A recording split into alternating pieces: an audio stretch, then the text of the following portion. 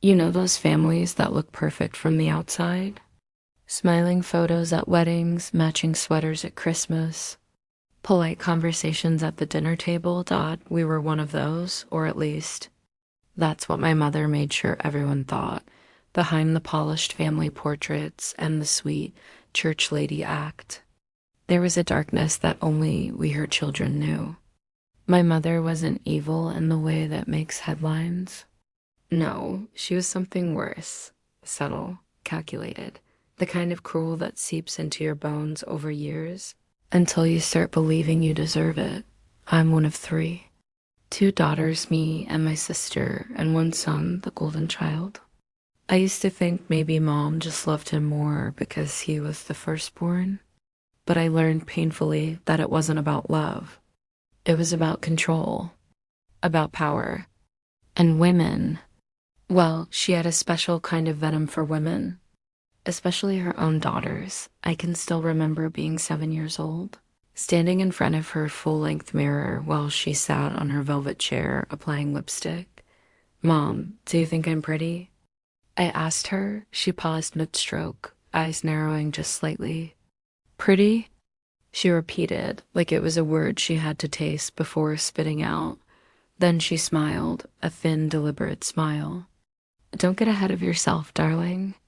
Pretty girls think they don't need to work hard. You're smart. Focus on that. I didn't realize it then, but that was her way of marking me. My sister Eva got it even worse. Mom used to tell her, "You'd be beautiful if you lost a little weight." And she'd say it in front of people, relatives, neighbors, even Ava's friends. I watched my sister shrink year after year, not just in body, but in spirit. Dad would try to soften it, of course. He'd put his arm around us after dinner, whispering jokes, sneaking us chocolates, calling us his bright girls. He was warmth in human form, the kind of man who believed kindness could fix anything. He'd say, "Your mother means well, she just has her ways." But her ways left scars. By the time we were teenagers, the pattern was set in stone. Brother Daniel could do no wrong. Mom would beam with pride at his every achievement. A decent grade? My son is a genius. A messy bedroom? Boys will be boys. When he crashed Dad's car, she said, "It's not his fault. He's under pressure." But when Eva got accepted into art school, "That's nice.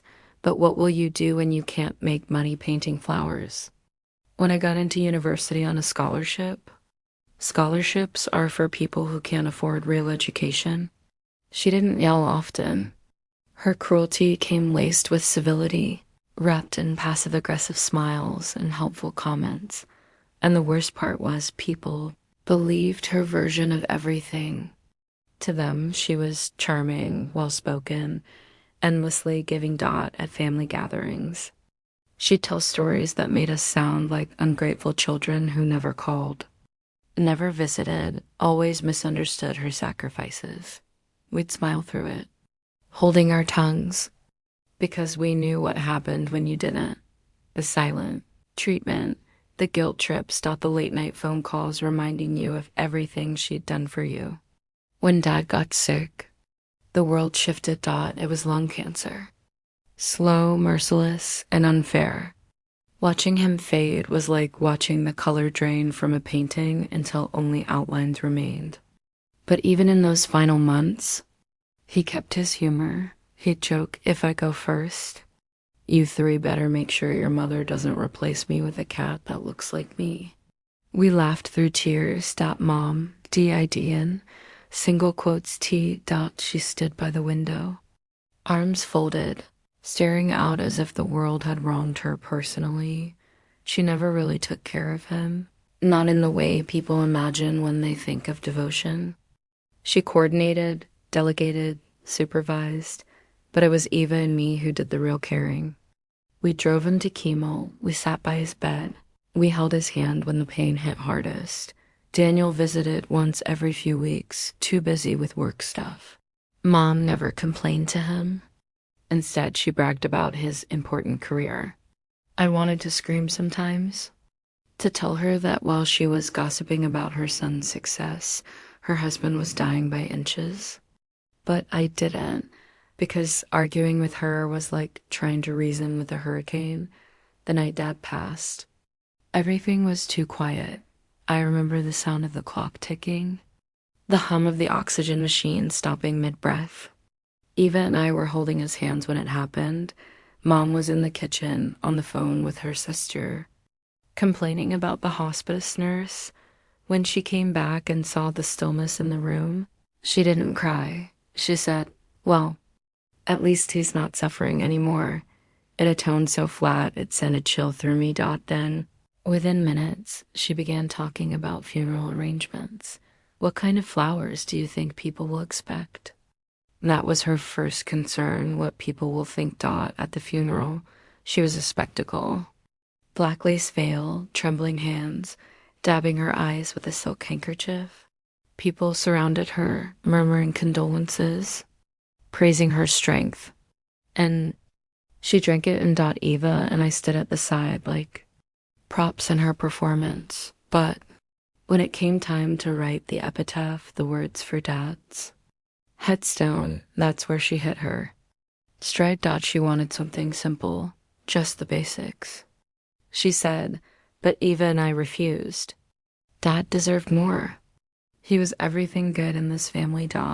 So we wrote it ourselves. Here lies the mortal remains of Joseph Alden. Beloved husband, devoted father, kind brother, loyal friend. We added one more line, the one Mom never would have written. He lived with laughter and left with love. It was the truth. When the stone was revealed, people said it was beautiful, heartfelt.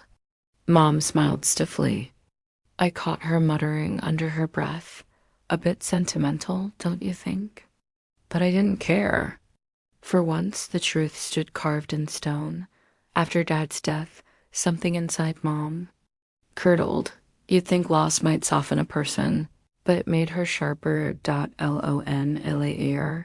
Meter. She started calling Ava daily, criticizing her life choices, her apartment, her weight. Me. I was the ungrateful one because I didn't visit every weekend. And Daniel? He became her world.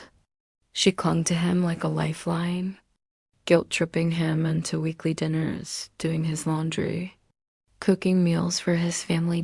When Eva tried to talk to her, tried to get her to see how her words were hurting his mom, would twist everything. I'm just being honest. You girls are too sensitive. Her favorite phrase. We tried. God knows we tried. For birthdays, for holidays, for the memory of Dad, we kept showing up. But every visit was a reminder that we'd never be good enough for her. She'd start with small jabs. Oh, I see you finally learned how to put on makeup properly.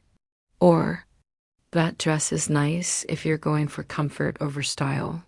Each word was a needle, and we'd leave her house feeling deflated, guilty for feeling angry. Years passed like that. Daniel married, had kids, moved across the country. Eva and I stayed closer, both geographically and emotionally. We built lives, careers, friendships, boundaries. We stopped answering every call. We stopped rushing to please her, and she noticed. When she realized she couldn't manipulate us anymore, she weaponized guilt. I suppose I'll just die alone then, she'd say. Or, your father would be disappointed to see how you've abandoned me. Those words hurt, even when we knew she didn't mean them, because deep down, we were still those little girls waiting for her approval. Then came the stroke. Remember the phone call like it was yesterday? Your mother's been admitted, the nurse said. It's serious. Eva and I dropped everything. We sat by her hospital bed, listening to the beep of the monitor, the soft hiss of the oxygen. She was half conscious, her face slack on one side, her words slurred. She looked small, fragile even. And for a moment, my anger melted into pity.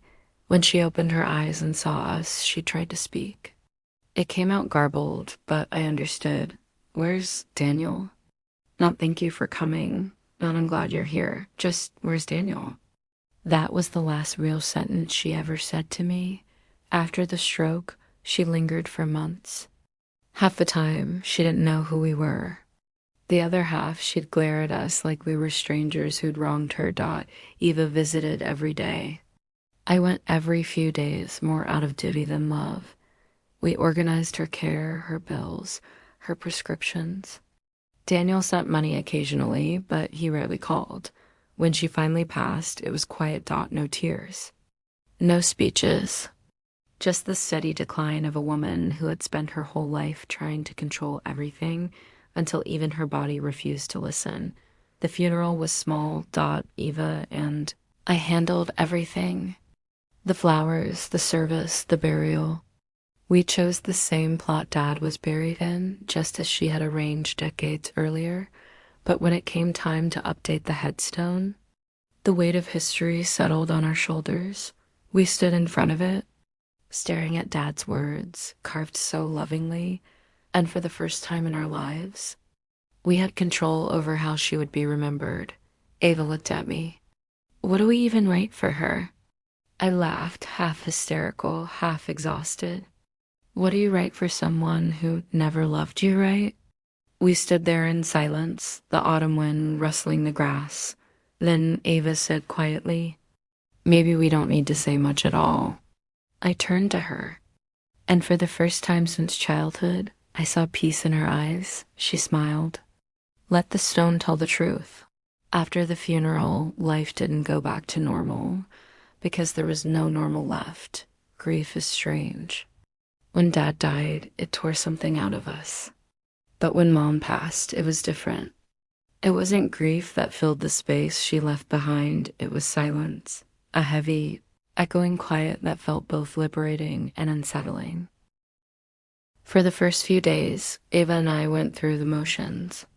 Arranging paperwork, closing her accounts, answering polite messages from distant relatives. Everyone said the same thing. She was such a strong woman. She'd be missed. She loved her children so much. Every word felt like an insult. I wanted to scream. You didn't know her. But instead, I smiled, thanked them, and deleted their messages. At night, I couldn't sleep. I'd lie awake thinking of all the moments that shaped us, her sharp words, the cutting remarks, the way she'd made us compete for her approval. And even though she was gone, she still lived in our heads, whispering, you'll never be enough. You think you're better than me? Death doesn't erase manipulation. It just changes the form it takes. A week after the funeral, Eva came over with a folder of documents. We sat at my kitchen table, her eyes red, her hair pulled back in a messy bun. She looked tired, but there was a new kind of determination in her face. I've been going through her stuff, she said. The will, the house papers, everything. I poured us both coffee and waited. She left Daniel the house, Ava said flatly. I laughed. A bitter, joyless laugh. Of course she did. And the jewelry. And the savings account. Basically everything. There was a pause. I stared at her, waiting for her to say she was joking, but she wasn't. She left us a box each, Ava continued. With sentimental keepsakes, she reached into her bag and placed a small cardboard box on the table. My name was written on it in Mom's neat handwriting. I didn't want to open it. But I did. Inside was a single photograph me at 12 years old. Standing next to her at a family reunion, her arm was around me. But her smile was directed at someone else off camera. There was also a folded note. I unfolded it slowly, my hands trembling, to my daughter, who always thought she knew better. Maybe now you'll understand that respect is earned. No signature. No love. Just that. Ava's box was even worse. It contained a weight loss brochure from the 1990s and a note that said, you could have been beautiful if you tried harder.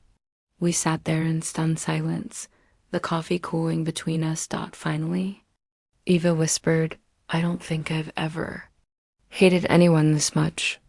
But beneath, the anger was something deeper. Sadness, exhaustion, the kind that comes from decades of being hurt by someone who was supposed to love you unconditionally.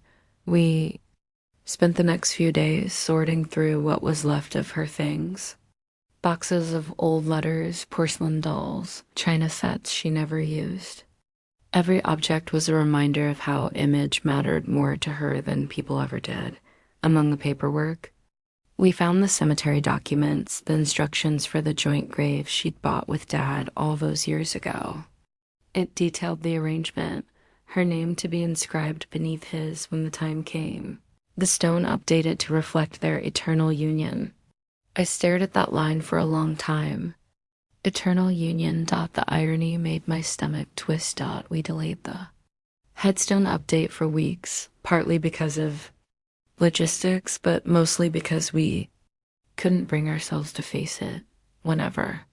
Eva and I talked about it, one of us would say, next week. Until one day she called me and said, we can't put it off forever.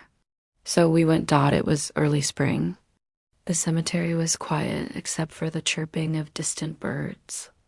Dad's grave sat beneath an old oak tree, the same one he used to point out when we visited him during the first few years after his passing. The stone still looked new, polished by time and weather. The inscription was as beautiful as ever, those words about his kindness and laughter. I ran my fingers over them, feeling the grooves in the granite. Then I looked down at the empty space below. The space reserved for her. Eva sighed. It doesn't feel right, adding her name to his. No, I said quietly. It doesn't. We stood there for a long moment. Then the wind picked up, scattering leaves around our feet. It felt like something was shifting, something we couldn't name yet. The following days were a blur. Ava went back to her art studio, trying to bury herself in work. I threw myself into teaching, spending extra hours at the university. Anything to stay busy, but the thoughts lingered. The memories, the bitterness. One night, I was grading papers when Eva called. Her voice was trembling, not with fear, but with something sharper. I've been thinking, she said. About the gravestone? What about it? She hesitated, then said, why should we honor her? She spent her entire life dishonoring us. Dad's inscription is about love, kindness, all the things she never was. Why should she get to share that?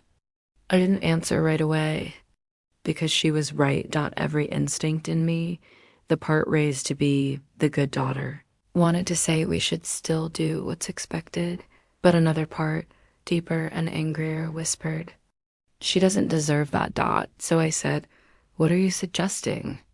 A pause, then softly, maybe we give her the truth. The next weekend, we went back to the cemetery office. The clerk was a quiet man in his 60s, glasses perched low on his nose. He recognized Dad's name immediately. Oh, yes. Joseph Alden, he said, flipping through a binder. A fine man. I remember his service. He looked up. And you're here to add your mother's details, I presume? Ava and I exchanged a glance. Yes, I said carefully. We'd like to add her name. He nodded, waiting for us to continue. And what inscription would you like beneath your father's? The air in the room felt thick. Eva and I stared at each other. Unspoken understanding passing between us. I said slowly. Just her name, nothing else. The man blinked. No dates? No epitaph? No, I said. Just her name. He hesitated, clearly unsure if he'd misheard. Are you certain? Eva smiled faintly. Yes, we're sure. He scribbled notes, nodded, and said, very well. It'll be ready in a few weeks. As we left the office, Eva exhaled deeply. It feels weirdly good. I nodded. It does. But deep down, I didn't yet understand how good it would really feel. That night, I couldn't stop thinking about it. Was it petty? Cruel? Maybe. But then I remembered the years of her words cutting into us like paper cuts that never healed. The silent treatments. The manipulation. The way she'd made us feel small, even in moments that should have been ours. If she were alive, she'd have mocked the idea of sentimentality. She'd have said, "Why waste money on words no one reads?" So maybe, just maybe, we were giving her exactly what she deserved. Still, the guilt crept in. I could hear Dad's voice in my head. Gentle as always. Don't let her turn you into her. I poured myself a glass of wine and stared out the window. No. I wasn't becoming her. I was reclaiming what she'd taken, the right to peace. And for once, I felt something I hadn't felt in years. Control. 2 weeks later. The call came. The engraving's finished. The clerk said, "You can visit anytime." Eva and I drove there together. The sky was overcast, the kind of gray that makes everything look muted. When we reached the grave, we stopped in silence. The stone had been updated exactly as requested. Dad's words stood proud and loving. "Here lies the mortal remains of Joseph Alden, beloved husband, devoted father, kind brother, loyal friend. He lived with laughter and left with love." And beneath it, in smaller font, almost like an afterthought, also, Margaret. That was it. No beloved wife. No devoted mother. Just, also, Margaret. Eva burst out laughing. It started as a giggle, then turned into a full, uncontrollable laugh. Tears streamed down her face as she bent over, gasping. I couldn't help it. I joined her. It wasn't joyful laughter. It was release. Decades of pain spilling out in the most unexpected way. When we finally stopped, we stood there in silence. Looking at the stone. It was perfect, subtle, sharp, honest. Exactly the way revenge should be. Over the next few days, word spread through the family. An aunt called to ask, was there some mistake on the inscription? Eva told her, no, it's exactly how we wanted it. There was an awkward pause. Oh, I see. We knew she did in single quotes. Daniel called next. Angry, of course. What the hell is wrong with you two? He snapped. You embarrassed the whole family. Eva stayed calm. No, Daniel. We just told the truth. She was our mother. He yelled. You can't just... She was your mother, Eva interrupted. You got her love. You got her approval. You got everything she had to give. We got the scraps. So forgive us if we don't pretend she was something she wasn't. He hung up after that. We haven't spoken much since. But that night, I slept like a child. Still. The revenge didn't end with the gravestone. It never does it? Revenge lingers, weaving through memory and reflection, reshaping how you see your past. In the weeks that followed, Eva started painting again, bright, defiant colors she hadn't touched in years. I started writing, pouring years of unspoken words into journals. We were healing, piece by piece. And every now and then, we'd visit the cemetery. Not to mourn, but to remember. We'd bring flowers for Dad, tell him about our lives, our small victories, the ways we were finally learning to live freely. And then we'd look at her name, small and silent beneath his, and smile. It wasn't about hate anymore. It was about truth. And for the first time in our lives, the truth was finally ours. In the days after we finalized the headstone, something strange happened. Peace didn't arrive all at once. It came in small, hesitant waves, like the tide testing the shore after a storm. For so many years, Mom had lived rent-free in our minds. Even when she wasn't in the room, she was in our thoughts, criticizing, judging, haunting. But now, the silence she left behind was different. It wasn't empty anymore. It was full of possibility, of healing, of us. I remember sitting on my balcony one night, the city lights twinkling below like scattered stars. The air smelled like rain and jasmine. Eva called me, her voice soft but lighter than I'd ever heard it. I went by the cemetery today, she said. I smiled. Checking if the stone's still standing? She chuckled. No, I just wanted to look at it again, to make sure I didn't imagine it. We both laughed, that quiet, knowing kind of laugh shared between people who've survived the same war.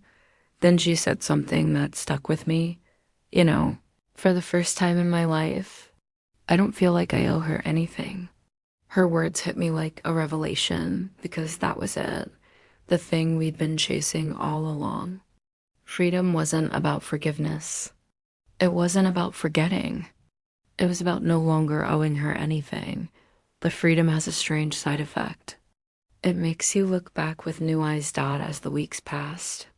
I started revisiting old memories, not with pain, but with clarity, like the time she humiliated Ava at a family dinner for gaining weight, calling her lazy in front of everyone, or the time she told me I'd never keep a man because I was too opinionated.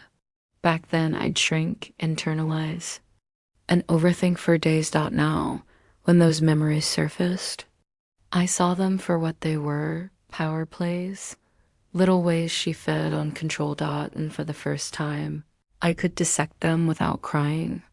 I could even talk about them out loud. Eva and I started a ritual, Friday nights with wine, laughter, and stories about the reign of Margaret, as we called it. We'd mimic her tone, exaggerate her expressions, laugh until we cried. It wasn't mockery. It was reclaiming our narrative. Because when you laugh at the monster, it loses its teeth. Then something unexpected happened. People started asking questions. Our aunt messaged me, "Sweetheart, why did you and Ava only write your mother's name?" People are talking. I read it twice before replying, because that's all there was to say. She didn't respond, but within a week, word had spread through our extended family like wildfire. Some were scandalized, some were curious, but others, quietly, privately reached out. One of Mom's old friends called me, her voice trembling. "I always thought there was something different about your mother," she admitted. "She was hard on you girls. I remember thinking it wasn't fair." Another family friend wrote, "Your father would have been proud of the way you honored the truth." It surprised me how many people knew in some small way what she was. How many had seen glimpses of her cruelty but never said a word. For years she'd controlled the story.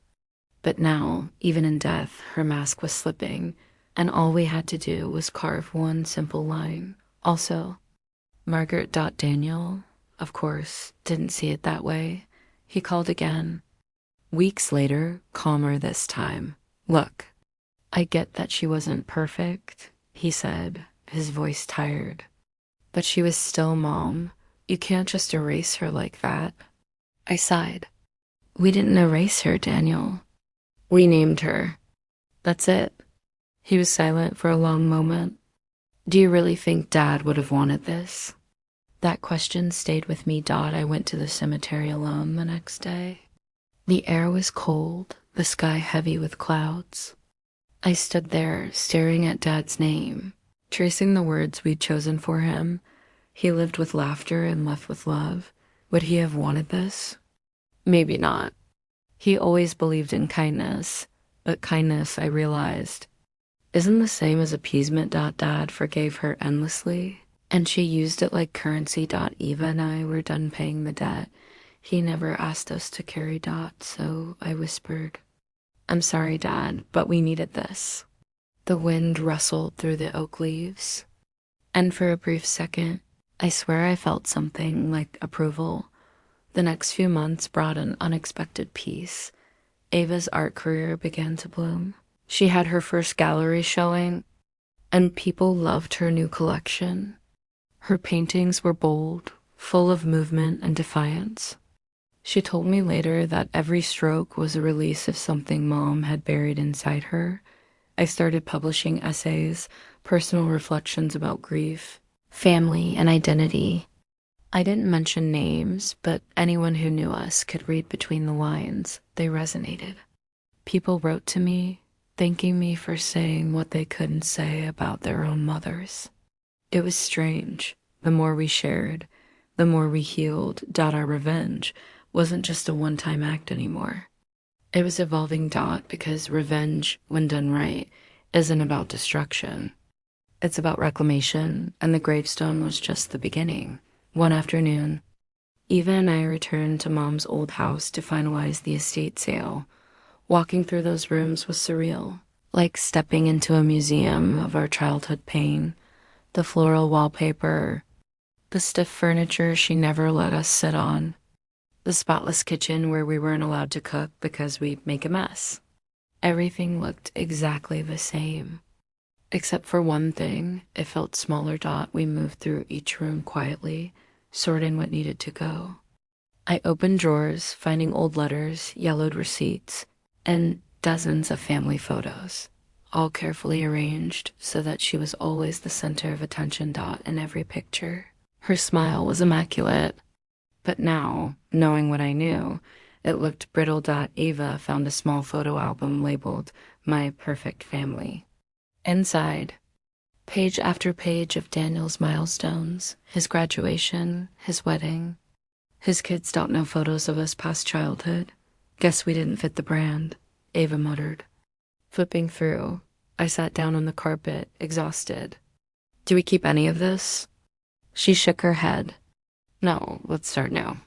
We ended up donating most of her things. The rest we threw away. It wasn't anger anymore. It was release, a cleansing. Before we left, I took one last look at her vanity table, the one she used every morning. Arranging her reflection with surgical precision, her perfume still lingered faintly, floral and sharp. Like her personality, I stared at her mirror and caught my reflection in it. For a moment, I saw her, the tilt of my chin. The eyes. Then I whispered, "You don't get to live here anymore." And I walked out that night. Eva called again. Do you think people will ever understand what we did? She asked. I smiled faintly. Maybe not. But it's not for them to understand. Silence. Then she said, it's kind of poetic, isn't it? The woman who needed to control every narrative ended up with one she couldn't edit. That line stuck with me. It was poetic. And deeply satisfying. Weeks later, something unexpected arrived in the mail. A letter. No return address. Inside was a single sheet of paper, typed neatly. Your mother spoke often of wanting to be remembered. I suppose she got her wish. There was no signature, but I recognized the handwriting on the envelope. Father Anthony, the priest from our old parish. I sat there staring at it, unsure whether it was meant as criticism or acknowledgement, maybe both. Either way, it made me smile. Because yes, she was remembered. Just not in the way she planned. Her legacy was no longer her performance. It was our truth, and it was carved in stone for the world to see. One day. Eva suggested we write about it. Not for revenge, she said. For release. To show other people they're not alone. So we did. Together.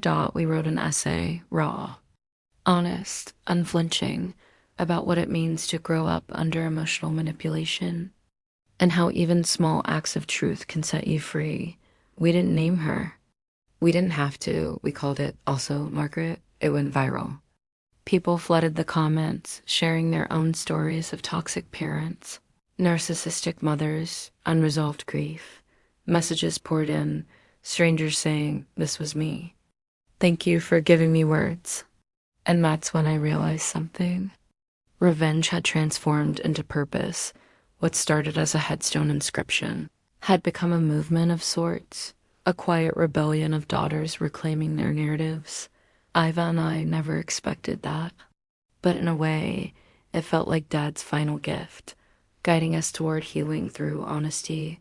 A few months later, we returned to the cemetery again, this time not to mourn, but to celebrate. We brought flowers, not just for Dad, but for her too. Not as forgiveness, as acknowledgement.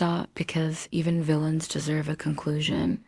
We stood there in the fading light, the sun dipping behind the oak tree. The words gleamed faintly in the golden glow. Here lies the mortal, remains of Joseph Alden. Beloved husband, devoted father, kind brother, loyal friend. He lived with laughter and left with love. Also, Margaret. Eva laid the flowers down gently. Do you think she knows? She whispered. Maybe, I said. But it doesn't matter anymore. We both smiled, that quiet, knowing smile that only comes when the past finally loses its power. For years, she'd been the voice in our heads. Now, she was just a name on a stone. And somehow that was enough. It's been almost 2 years since we carved those words into stone. Also, Margaret, 3 small words that carry decades of unspoken truth. Sometimes, I still visit the grave on quiet Sunday mornings. The cemetery is peaceful then, just the sound of wind moving through the trees and the faint chirp of sparrows nesting in the oak above. The grass has grown thicker, soft beneath my shoes. The headstone stands there, weathered but steady, as if even time respects what it represents.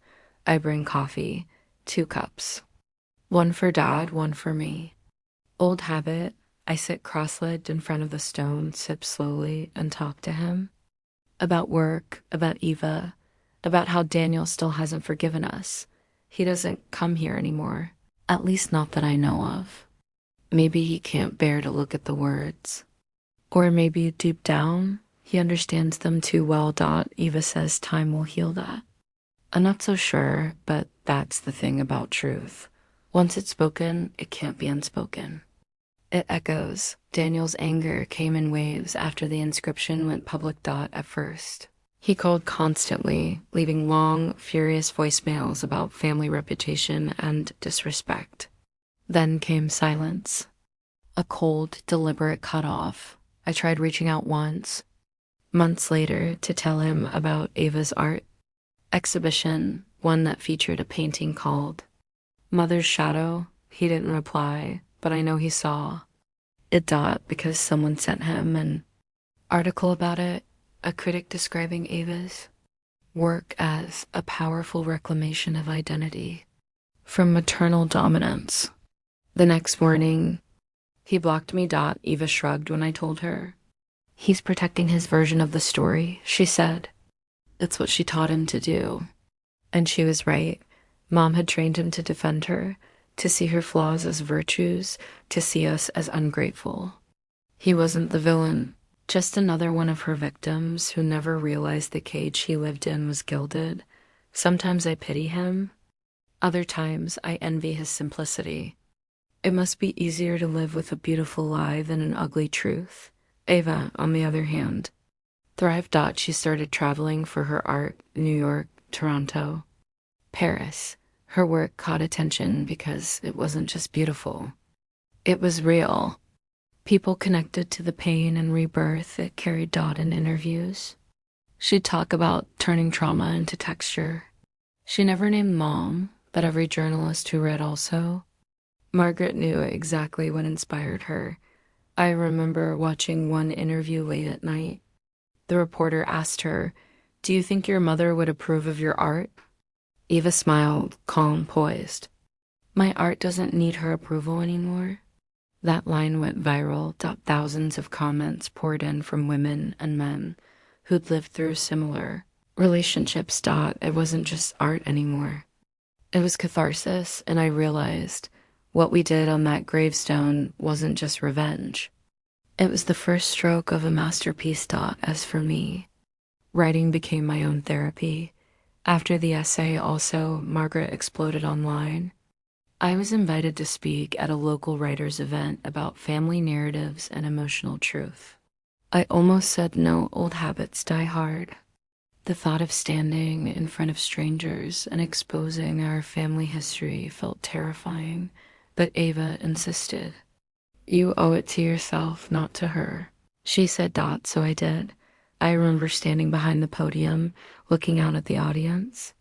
There were maybe 50 people, but it felt like hundreds. I started by reading a passage from the essay, the part where we stood in front of the stone for the first time. As I read, my voice shook, but I didn't stop. When I finished, there was a long silence. Then someone in the back clapped. Then another dot, and suddenly everyone was standing. Afterward, people came up to me with tears in their eyes. One woman said, "You just told my story." Another whispered, "Thank you for saying what I never could." That's when I realized revenge is powerful, but sharing it transforms it into something else entirely. It becomes liberation. A year after the funeral, the cemetery called. The clerk, the same man who'd helped us, said gently, "Your mother's inscription has become something of a local curiosity." I laughed. "I'm sure it has." He continued, "People stop by to see it. It's not disrespectful, they just find it fascinating. Some even leave flowers for your father." That surprised me. "For my father?" "Yes," he said. "They say it reminds them that kindness endures, even when surrounded by cruelty." When I hung up, I cried. Not from sadness, from something else. Pride, maybe. Relief. For years, Mom's presence had overshadowed Dad's memory. She was loud, commanding. Impossible to ignore. That now, even in death, she had been reduced to a footnote, and Dad, the quiet, good man, finally had the spotlight he always deserved. One spring afternoon, Ava and I returned to the cemetery again. This time bringing Daniel's children. They were too young to understand the details, but old enough to ask questions. "Why does it say also Margaret?" The older one, Lily, asked curiously. Ava smiled gently. "Because sometimes the truth fits in 3 words. The little girl nodded like that made perfect sense. We didn't tell them the ugly parts. One day, maybe, but not yet. For now, it was enough to show them where they came from, the love, the laughter, and the lessons carved in stone. When we left, Lily placed a small daisy beside Dad's name. "For the nice grandpa," she said. My heart swelled, and that's when I knew the cycle was broken that night. Eva and I sat on my porch, sipping tea as the sunset turned the sky gold. She looked thoughtful. "Do you ever think we went too far?" I considered it. Sometimes. But then I remember how it felt living under her shadow. How it felt never being good enough. I think what we did was the only way to tell the truth. Eva nodded slowly. "It wasn't revenge anymore, was it?" "No," I said softly. "It was honesty." We sat in silence for a while. The kind of silence that doesn't feel empty, but full of peace, of understanding. Somewhere in the distance, wind chimes played a soft tune. And for the first time in my life, I didn't flinch when I heard my own thoughts. Months later, I received an email from a publishing house. They wanted to compile essays from women who had written about difficult family relationships. They wanted also Margaret to open the collection. I hesitated. Did I really want to immortalize her again, even indirectly? But then I realized it wasn't her story anymore. It was ours. The book came out that fall. On the dedication page, I wrote, "For every daughter who learned that peace sometimes begins with a period instead of an apology. It became a quiet success. Not a bestseller, but enough to matter. Enough to reach the ones who needed it. Ava designed the cover, a grayscale gravestone with a single red flower at its base. Subtle, poetic. When the first copy arrived, I placed it on Dad's grave, right beside his coffee cup. "This is for you," I whispered. The wind stirred, and I swear I could almost hear him laugh. As for Mom, well, her legacy lives on in ways she'd never approve of. Every year on Mother's Day, strangers online share the story of the gravestone. Some find it hilarious. Some find it haunting. Others call it the most poetic revenge in internet history. I've stopped reading the comments, but sometimes Eva will send me a screenshot of her favorite ones. One read, "This isn't spite. It's art." Another said, "Revenge doesn't have to be loud. Sometimes it's carved quietly in stone."